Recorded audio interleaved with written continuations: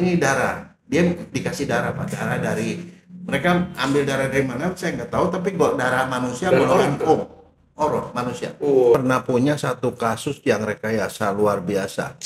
Rekayasa luar biasa itu pada kasus yang sampai sekarang expire Pak. Mungkin Frankie pernah tahu kasusnya.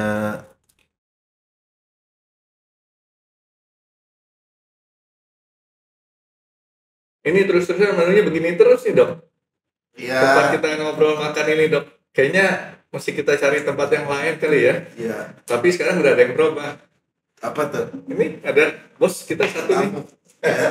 Ini Pak Junedi, teman saya seperjuangan. Kalau itu sama-sama nyari duit di lapangan golf. Selamat siang Pak. Selamat siang Pak. Saya kenalin dulu Pak Jun ini. Beliau terakhir adalah disebutnya bonek, bondo nekat. Kenapa? Kita kalau main golf, kita mikir kalau kita nggak punya duit nggak berani diajak taruhan. Dia mah nekat aja, namanya bonek. Dia pegang duit nggak pegang duit, diajakin berapa juga, hayo ikut. Ya karena yakin pasti menang Pak. Itulah makanya beda keyakinan tuh. Itu dulu, kalau udah aki-aki nggak. Dok, saya kan gini, kemarin saya tuh baca nih, googling lah mengenai Dokter Jaya, tuh kan? Googling tuh begini, enggak begini lagi. Ini googling, begini nih gitu kan? Dokter Jaya tuh banyak artikel mengenai jenglot tuh, ya. Pernah mempelajari atau meneliti jenglot ya? Ya sebenarnya bukan meneliti, itu terpaksa Pak, betul. Karena kejebak. Jadi gini, saya tuh sama sekali nggak tahu loh jenglot itu apa. Barangkali sekarang saya mau nanya nih, Pak Jun, tahu nggak jenglot itu apa Pak? Ya. Nah sama, saya juga nggak tahu. Belum pernah lihat sama sekali jenglot itu. Padahal itu ada filmnya Tapi Pak. kalau cerita sih ada, pernah dengar. Apa tuh Pak? Ya itu, jenglot itu apa? Ya itu kan dari film-film. Oh jenglot itu ya seperti Nah, itu dia, jenglot tuh jadi, jenglot tuh kalau buat saya tuh jadi agak aneh kan. Udah dulu waktu SMA tuh kita belajar virus diragukan makhluk hidup atau benda mati karena dia istilahnya disebut makhluk hidup karena dia bisa berkembang, tapi disebut benda mati ya karena apa ya lupa saya, pokoknya begitu. Jadi jenglot juga ini kan jadi kayak begitu juga dok ya. Iya. Benda mati apa makhluk hidup? Mirip, tapi begini dia terkenalnya karena apa Pak Frankie? Dia terkenal karena ini juga bintang film. Pernah tuh ada film tuh judulnya tuh apa, jenglot sama jenglot memperkosa kuntilanak atau kuntilanak perkosa itu. Saya sampai jadi bingung. Waktu jadi gini Pak, ini ceritanya ini tahun-tahun di awal 90-an. Saya kan dosen di FKUI di bagian forensik. Nah, jadi ceritanya pada waktu itu udah heboh Pak. Saya baru aja lulus jadi spesialis, heboh. Karena ada satu pengusaha dari Surabaya bikin pameran Pak. Mohon maaf. Ini pameran di Pasar Baru. Pasar Baru Jakarta Pusat. Iya. Di mall. Jadi orang pada datang, kalau mau nonton lihat jenglot bayar Pak. Bayar berapa, 5.000 atau berapa saya nggak tahu.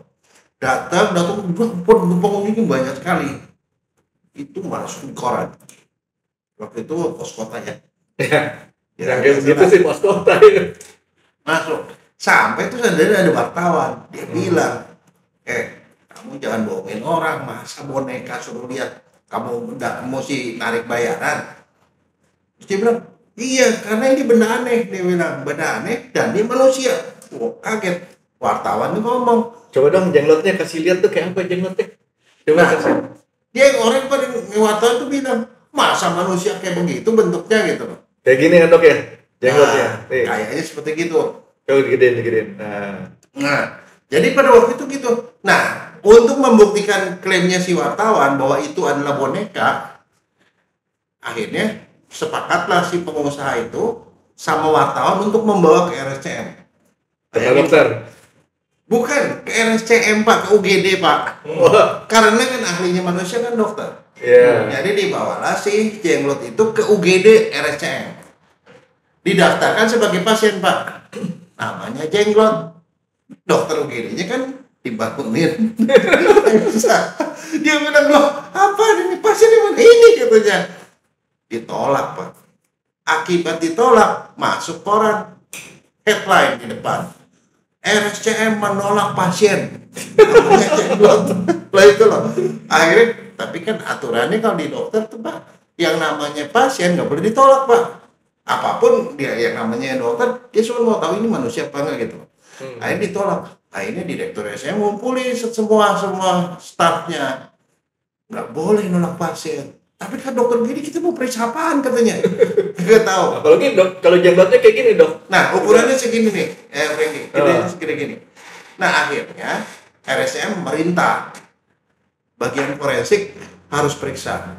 Karena kenapa? Menurut dokter-dokter orang hidup nih, ini adalah benda mati. Benda mati, kirimnya ke bagian forensik. Nah saya staf muda Pak. Nah bayangkan, wartawan datang, wartawan media cetak, media elektronik, pada ngumpul semua. Kepala departemen saya duduk di sini. Wartawan semua penuhan kamera gini loh. Semua gitu. Top dah ya. Duduklah di sini sama mahasiswa lah segala macam. Kepala departemen saya bilang begini. Ya saya sih menyimak aja. Bapak Ibu sekalian, ya kami mendapatkan tugas dari Direktur RSCM untuk memeriksa pasien yang namanya Jenglot ini. Kami tidak tahu ini apaan, tapi kami akan memeriksa semaksimal yang kami bisa. Nggak ditanya penyakitnya apa dok? Kenapa Enggak, masih itu diperiksa? pokoknya dia bilang dia mau tahu ini manusia apa bukan. Oh gitu. Ya, tapi kan sebagai dokter forensik yang kerjaan saya apa Pak? Otopsi Pak. Saya masih buka kan. Oke. Terus gitu dia bilang kami terima tanggung jawab itu, maka tugas selanjutnya saya persilakan kepada dokter muda kita, dokter jaga untuk periksa.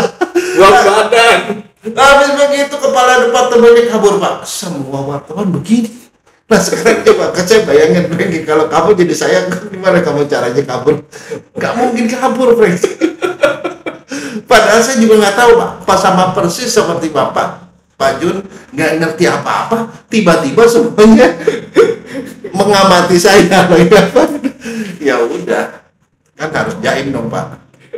Langsung saya periksa kan kalau di forensik itu kita periksa luar jenazah, dari luar kan dibedah, nanti kemudian baru dibedah kan, sembari diawasi, saya periksa, saya ukur rambutnya, saya periksa matanya, saya foto dan segala macam itu, udah selesai, mereka ngamati itu direkam Pak semua.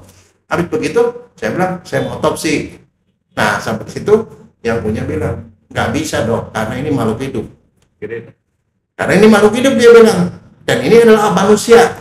Nggak bisa diotopsi. Kalau kayak gini kan dok, jenglotnya udah pakai rambutnya udah diwarnain, dicat nih ya. Nah ya itu, ini jenglot modern. Nah udah. Akhirnya karena pada waktu itu dia nggak ngizinin, ya saya bilang semaksimal mungkin lah. Karena klaimnya manusia, saya bilang setelah diperiksa segala macam, saya bilang saya mau ngambil sampel. Sampelnya apa? Sebenarnya sih saya mau ngambil dari bagian dalam, karena kalau dia manusia dia pasti punya DNA. DNA itu adalah bagian salah satu pembuktian dia manusia apa enggak. Ya. Saya mau ngambil DNA, saya bilang saya perlu yang dari dalam. Ya kalau perlu di biopsi diapain? So dia bilang nggak bisa, mesti yang di luar aja. Oke di luar, saya bilang bagian kulitnya. Saya minta ada pawangnya kan, pawangnya ngambilin kulitnya. Saya bilang saya minta rambutnya, ambil rambut. Terus saya bilang saya perlu tahu dalamnya jeroannya. Kalau nggak bisa diotopsi ya saya ronsen. Akhirnya tuh Jenglot tuh rame-rame dibawa Pak ke bagian radiologi. Di ronsen, di CT scan sampai CT scan loh. Terus CT scan pada waktu itu CT scan nggak bisa, terus dia pakai, dia bilang ada ronsen yang lebih peka namanya ronsen mame yang buat itu payudara. Itu dia bisa lebih peka. Udah selesai, udah dibawa. Saya periksa. Nah pada waktu itu habis sebelum periksa saya browsing dulu kan. Jenglot itu apa? Nah, ada ceritanya nih menurut orang-orang awam itu bahwa jenglot itu adalah manusia yang belajar ilmu namanya ilmu betara karang. Dia betara karang. Karang ya? Karang ya. Betara karang. Dia mau hidup abadi Pak. Jadi dia nggak mau mati-mati. Nah, sebagai konsekuensi dia nggak mau mati itu dia akan mengkeret, menciut makin kecil tuh dia makin sakti. Nah makin kecil geraknya jadi nggak bisa bergerak, tapi dia hidup terus. Nah dan dia punya kekuatan magic. dan itu dipelihara sama orang, sama keluarganya atau orang dipelihara, dan sementara itu dikasih ada pawang yang ngurusin dia, dan dia dikasih makan itu bunga sama darah manusia. Darah itu ditaruh gitu ya, kemudian dia Waktu meriksa secara fisik, apakah fisiknya memang misalnya terdiri dari daging, rambut dan sebagainya? Nah, dia justru itu. Yang saya periksa bentuknya seperti kayu keras, coklat Kayu, gitu, kan? seperti kayu. Dan kebetulan yang dibawa ke saya itu tipe yang manusia. Ada dua tipe. Satu yang berbulu, yang satunya tidak berbulu. Kalau yang berbulu itu ituan dari monyet. Kalau yang tidak berbulu itu manusia. Bentuknya sih kalau menurut saya ya seperti itu. Jadi seperti kayak kayu gitu, kayak boneka kayu. Ada matanya, di matanya tuh ada bagian hitam matanya. Ininya ada taring. Itu. Ya kupingnya ya seperti kuping biasa. Badan ada tangan, tapi tangan itu jarinya tuh nggak seperti jari manusia. Ya seperti kayak kuku gitu. Kakinya juga gitu dan rambutnya panjang. Tapi buat saya masih menarik. Tadi kan dokter bilang itu orang yang nggak mau mati kan ya? Ya. Nah, sekarang kalau monyet, masa ada pikiran monyet nggak mau mati dok? Ya, saya nggak tahu. Saya nggak mendalami itu kan. Saya fokus di situ. Cuman Itu si pawangnya bisa-bisa bikin cerita berarti ya? loh, bukan bawang, itu ada di internet. Oh, di Semua internet ya? di internet banyak, dan katanya orang banyak nemu itu di dalam peti, di kuburan, kadang di goa, kadang-kadang ada di tepi pantai, pokoknya gitu. Dan itu fenomena yang bukan cuma di Indonesia, tapi ada di negara-negara Asia tuh ada. Di Malaysia, Singapura. Nah, pada waktu itu saya sebagai seorang dokter sempat tertantang aja sebenarnya, kalau manusia itu apa sih? Orang makhluk hidup itu pertama saya mau tahu dia makhluk hidup apa enggak, baru kemudian kedua tuh manusia apa enggak. Iya. Makhluk hidup Itu penting tuh. Kita selama ini kan kita mikirnya ini benda mati atau makhluk hidup itu dulu kan? ya, oke. Karena dia kalau dibilang dia makhluk hidup, dia pasti punya DNA, Pak. Makanya waktu itu saya bilang dari sampel itu saya mau periksa DNA. Dan dari DNA itu kita bisa periksa DNA manusia atau bukan manusia, itu satu. Jadi yang saya ambil sampelnya, saya periksa DNA. Terus kemudian apa, rambut. Dari rambutnya itu kan kalau ada satu boneka itu ada rambutnya, itu ada dua kemungkinan. Dia memang betul rambutnya numbuh atau dia ditanam. Nah, kalau ditanam udah pasti nggak ada akarnya, Pak. Karena sebagai dokter saya tahu akar rambut seperti apa. Iya. Dan yang kedua, dari batang rambut kita bisa tahu rambut binatang atau rambut manusia. Waktu saya periksa rambutnya pakai mikroskop, rambutnya rambut manusia, tapi lebih tebal. Kalau manusia tuh tipe juga dia tebal, gede. Akarnya ada akarnya, berarti dia bukan ditanam, Pak. Begitu periksa DNA, saya kaget setengah mati. Karena DNA manusia, Pak. Kalau nggak manusia, DNA itu nggak bakal keluar. Itu DNA manusia. Pada waktu itu saya kebetulan ahli DNA yang pertama di Indonesia. Saya periksa berulang-ulang, ada DNA. DNA berarti menunjukkan dia makhluk hidup. Iya, makhluk hidup. Ada di dalam sampel yang ada dari dada sini, ya. Nah, terus saya bilang untuk membuktikan sebenarnya dia makhluk hidup apa enggak, sebenarnya paling makhluk hidup cirinya apa sih? Dia bergerak. Ya kan? Bisa bergerak. Nah, saya lihatin dia nggak ada gerakan sama sekali. Matanya pun ya, itu dia kan ada mata, ada putih. Saya pegang itu nggak bergerak, kayak mati gitu. Tapi pas besoknya, beberapa hari kemudian saya foto, ternyata tuh hitam matanya tuh bergeser, Pak.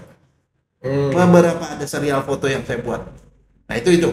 Saya sih nggak tahu, tapi dia bilang makin kuat, makin kecil, makin mengkeret dia, makin tinggi ilmunya, tuh, makin kurang geraknya. Kayak tadi itu ya. Terus begitu apa?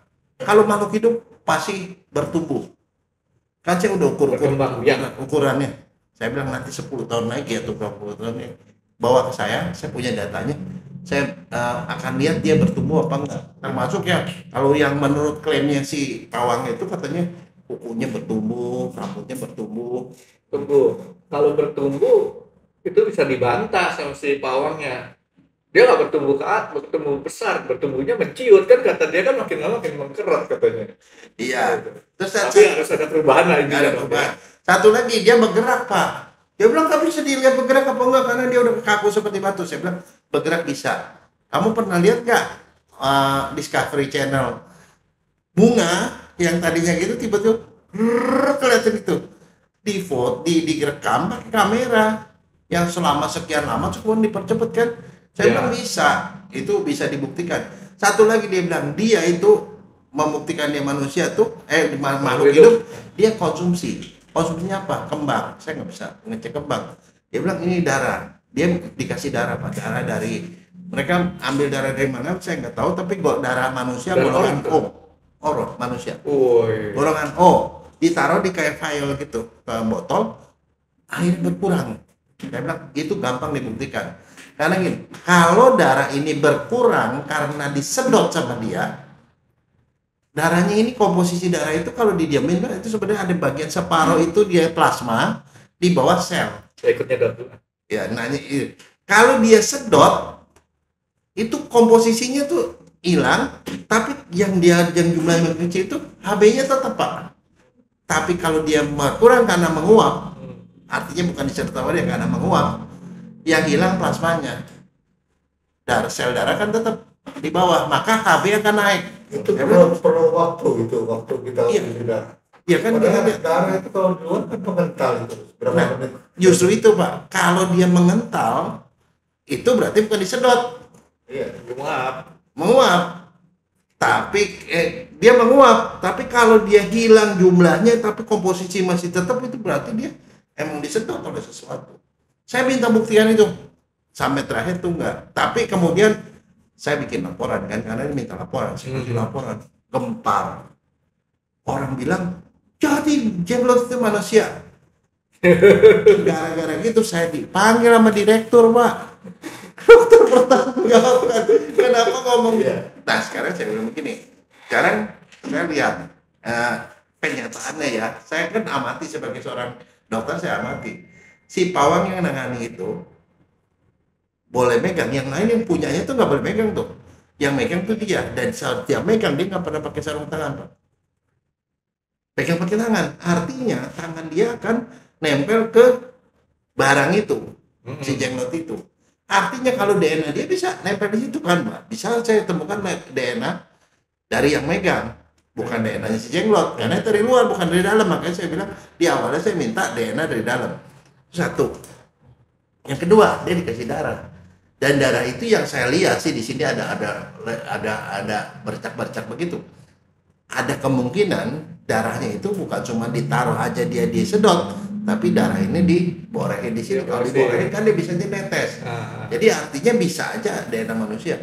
Artinya kita tuh nggak bisa bilang bahwa itu seperti itu. Tapi yang temuan yang aneh begini, Pak. Waktu di ronsen dia tidak punya struktur manusia. Sebab kalau dari manusia dia berkerut, pasti ada tulang iga segala macam. Iya dong? Ya. Itu tidak ada struktur itu. Bukan vertebrata. Artinya nggak seperti struktur manusia yang mengecil. Cuma ada seperti kayak ada batang di tengah, ada seperti itu. Ya cuma seperti itu. Strukturnya nggak seperti manusia. Jadi saya bilang gini, sebagai ilmuwan, jadi apa yang harus saya lakukan? Saya cuma melaporkan apa yang saya temukan. Penafsiran silakan. Apakah itu manusia? Saya bilang, saya tidak tahu. Karena setelah itu saya sempat tanya dengan kolega saya dari IPB. Mereka bilang tidak termasuk kategori dari salah satu primata apapun. Dok, Kalau kayak gitu. ini saya agak curious sedikit nih.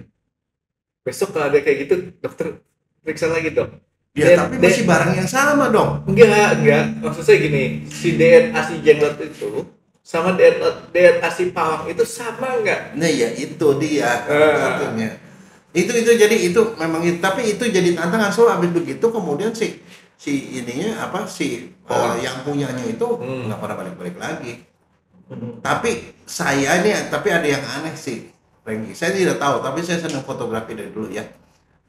Habis begitu kan di pameran, saya pergi ke pameran, Pak. Tahun berapa tuh, Dok? Terus 90-an. 90-an berarti masih pakai seluloid.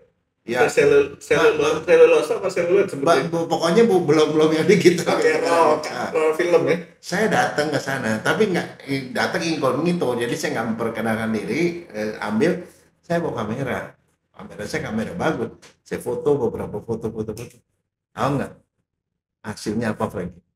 Ya, Bang. Overexpose semua, putih semua. Saya tuh bingung karena saya foto yang lain bisa, Pak, foto itu putih.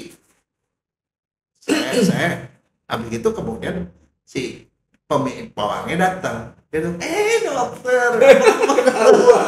Kayak gitu ya. Saya bilang, iya nih Pak, ada masalah apa dokter? Ini saya foto, nggak bisa difoto. Ah dokter sih, kalau tahu gitu mesti ngomong sama saya katanya. Apa ya? Tunggu dokter. Dia pergi, Frankie, ngapain coba? Dia ambil hio, dupa. Dia sembayangin itu. Habis itu dokter foto. Jadi jenglotnya orang Cina tuh dong. orang Hindu juga pakai hio. Iya udah jadi universal. Enggak, saya nggak tahu Pak. Dupa. Nah terus udah gitu, habis gitu ada satu yang menarik Pak. Saya kemudian didapat tamu Pak. Pasti Bapak bingung tamu siapa. Pak, yang tamunya itu Permadi Esa Pak. Oh iya. Permadi itu kan dia sarjana hukum tapi rada-rada klinik. Dia datang. Saya bilang, kenapa Pak? Saya mau mengucapkan terima kasih sama dokter. Karena dokter adalah ilmuwan pertama itu yang mau menerima untuk melakukan pemeriksaan ini seperti itu. Terlepas dari hasilnya apapun. Dulu itu terpaksa gitu ya. Ya, terpaksa. Saya dijorokin sama direkturnya. Terlepas dari apapun, tapi dokter adalah baru pertama kali saintis yang tidak skeptis dan menolak kami. Dia bilang ada berapa kali mereka itu ya minta ilmuwan untuk periksa, mereka itu enggak, itu bohong gitu loh. Jadi skeptis sudah bilang itu bohong gitu. Dokter apa yang saya bilang? Kadang gini, kalau menurut dokter itu apa? Saya bilang gini, saya nggak bisa ngomong sesuatu yang saya nggak kenal. Kalau dibilang ini sama manusia nggak sama strukturnya. Tapi kalau dibilang apa saya tidak tahu. Kok dokter bisa bilang gitu? Sekarang gini Pak, saya bilang ada satu misalnya suku terasing, suku di Kumbula, dia nggak mengenal konsep misalnya ya. Nggak mengenal konsep mobil. Tiba-tiba mobil datang ke situ. Iya. Terus dia tanya, apa itu? Kita mau nerangin dia ini mobil, dia kagak ngerti Pak. Karena mobil itu nggak ada dalam kosakatanya dia kan. Iya. Terus dia apa? Dia tahu sapi. Saya bilang, ini adalah binatang seperti sapi. Dia bisa jalan, bisa gini-gini. Lo makannya apa? Makannya air ini. Kalau sapi makannya rumput. Jadi saya menceritakan itu dengan terminologi seperti yang dia tahu. Nah sekarang seandainya ini adalah makhluk dari luar angkasa, whatever lah, dari dunia mistik dia ada ke saya juga nggak kenal, tapi saya akan mendeskripsikan sesuai dengan apa yang saya tahu. Nah itulah yang saya lakukan. Jadi bukan berarti saya percaya sama jenglot, enggak, tapi saya akan menampilkan sesuai dengan ketemu sama jenglot lah ya. Gitu. Tapi itu tuh ya jadi catatan yang sampai sekarang nggak pernah hilang. Jadi kalau Frankie atau Pak Jun itu cari di internet DNA jenglot, ya keluar nama saya Pak. Banyak. Tapi gara-gara itu saya diomelin sama direktur. Ya kan, kamu gara-gara pernyataan kamu. Loh saya mesti ngomong apa? Masa saya bilang itu jenglot itu bukan manusia? Loh apa hak saya untuk bilang dia manusia apa enggak? Kan saya tidak tahu. Dia evolusi atau revolusi atau apapun. Pokoknya waktu diperiksa ngomongin kayak gitu ya. Loh faktanya dia kayak gini kan saya sebenarnya jadi doang. Itu Frankie ceritanya kenapa waktu pemeriksaan fisik tadi rambut sih memang ada akarnya gitu ya. Kayak tadi. Kemudian badannya itu keras. Terus keras itu seperti apa? Apakah seperti kayak kayu. Tapi kita nggak bisa bilang bahwa itu bukan menyatakan dia bukan manusia. Karena manusia bisa jadi bumi seperti kayu juga sama seperti itu. Jadi kita nggak tahu. Cuman strukturnya itu memang bukan struktur manusia kalau menurut saya. Tapi dibilang apa? Saya nggak tahu. Iya. Ini makanya sampai sekarang itu kan menarik. Kita tuh masih berpikir makhluk hidup, benda mati, makhluk hidup manusia atau bukan? Gitu kan? Ya, tapi itu jadi bukan titik, koma terus. Dia disebut makhluk hidup. Ya kalau kita bisa buktikan itu dia DNA-nya itu benar, tapi dari dalam mestinya kan ngambilnya. Kemudian rambutnya bertumbuh, mungkin ukurannya berubah dan segala macam, dan dibuktikan itu disebut bergerak. Dan kemudian apa? Ya itu yang dia minum itu benar-benar bukan karena penguapan. Ya, mungkin gambarannya kalau untuk orang-orang yang nggak percaya sama klinik, kemungkinan kan orang itu berpikir bahwa ini adalah boneka yang didandanin sama orang, dibikin seperti itu. Nah, tapi kenyataannya kalau menurut saya itu memang ada yang dibikin, Frankie. Coba deh kamu cari di Tokopedia. Klik cari jenglot dijual harganya. Tapi harganya juga variasi, Frankie. Ada yang KW-nya KW1, KW2. Itu ada yang berapa puluh ribu, Pak. Itu sampai ratusan ribu. Tapi kalau yang asli itu bisa dijual sampai ratusan ribu itu pakai mahar Pak namanya Pak. 90-an itu ramai. Jadi jangankan orang fisiknya ada, di kita ini ramai orang jual beli jin. Hah? Jual beli jin? Iya. Nah, Frankie mau beli nggak jin? Tapi jinnya buat apa Pak? Itu loh, Pak. Warna biru apa warna apa? Enggak, mungkin fisiknya tidak ada. Kalau beli jin sih boleh. Ramai kan dulu itu ada orang di media juga banyak itu cerita-cerita orang beli jin ini kemudian tapi orang banyak dibuang lagi karena akhirnya gerecokin dirinya sendiri. Tapi kalau saya kalau beli mau Pak, jinnya itu seperti jini itu loh Pak, yang di film itu lah. Itu Ya, kan keren jadi, tuh Frankie. artinya kalau namanya klinik ya, misalnya gini, ada orang meyakini keris bisa berdiri, Iya. artinya bergerak. Kemudian ada yang lebih ini lagi itu yang di Kalimantan, Sulawesi apa Kalimantan ya? Yang kalau menguburkan orang itu dia suruh jalan sendiri itu apa namanya? Oh itu mah di film Cina Pak, yang pakai loncat-loncat gitu kan? Bukan. Yang menguburkan itu tidak usah diusung, dia terus berjalan gitu. Ada ceritanya tuh di Sulawesi apa ya lupa saya. Tapi pada prinsipnya saya kalau sebagai ilmuwan orang boleh cerita apapun, tapi kalau kita buktikannya ya sesuai dengan bidang kita aja. Iya.